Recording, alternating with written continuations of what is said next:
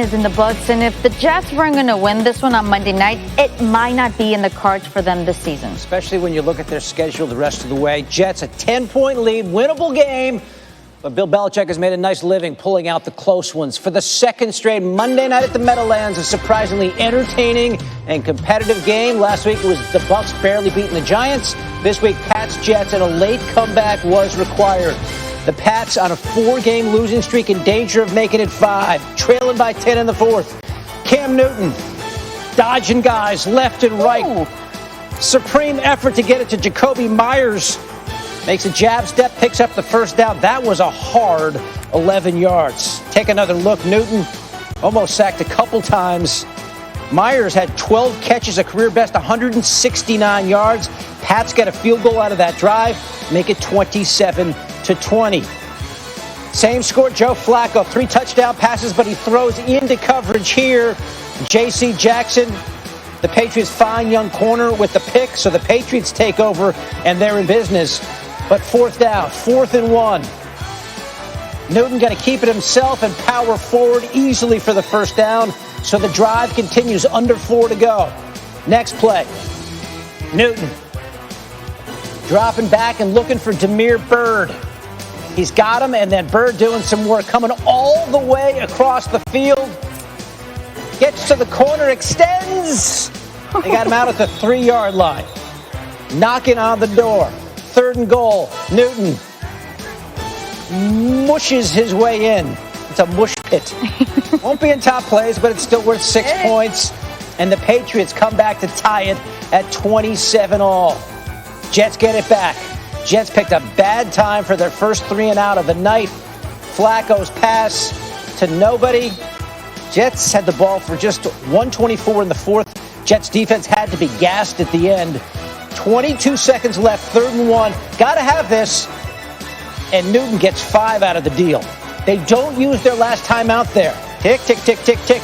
Newton trying to get his guys back to the line. He does get it spiked with 8 seconds to play. Now, at that point, you can use the middle of the field because of that remaining timeout, and Newton does that.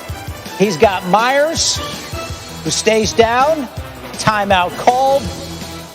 Nick Folk, the former Jet, dealing with a back injury. Adam Gase could have iced him, didn't use the timeout. From 51 yards away, center cut, and ball game. The Patriots get their first win since September. Jets are 0-9 for the first time in franchise history. Bill Belichick muttered some things afterwards. So we made the plays we need to make at the end of the game. Certainly thinks we could do better, but played good complementary football at the end of the game. He plays on offense. He plays in a kicking game. He plays on defense. So players worked hard. They deserve to win. I'm happy for them. What's been the difference over the last couple of weeks versus maybe the few weeks that preceded these games? I'm getting tired of sucking. Simple. He nailed that soundbite. If you're thinking, I don't remember Cam Newton pulling off a lot of late comebacks, that's because it had happened just one other time in his career. 1 for 38 when trailing by 10 in the fourth quarter. Make him 2 for 39. His only other win in that spot, 2018, with Carolina when he rallied his team from 17 down to beat the Eagles. Our Jeff Saturday now with us on SportsCenter. Jeff, as David just showed us in the highlight, this Patriots team seemed to really want to keep it on the ground most of the game, but they finally woke up in the fourth quarter to get out there with a win. How did this game impact your view of their chances to get back into the AFC playoff picture? Yeah, not at all, Tony. When you think about this game, it's a winless Jets team who have been historically bad in the second half, and especially the fourth quarter this season.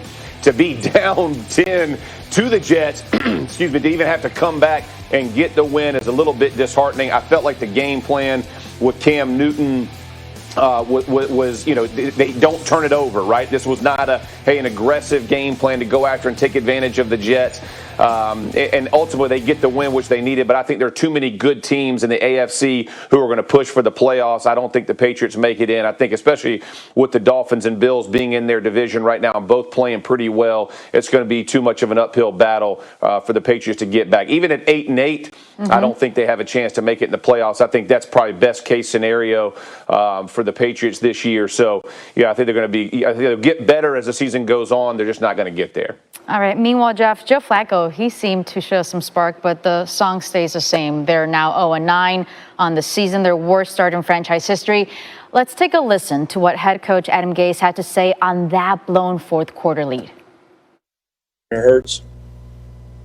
I thought guys, they battled, they laid it all, gave everything they had, and still have a few mistakes that really cost us the game. These guys keep coming back to work. They keep trying to find ways to get better, keep trying to execute what's being asked of them. They played their ass off, just not finding ways to win.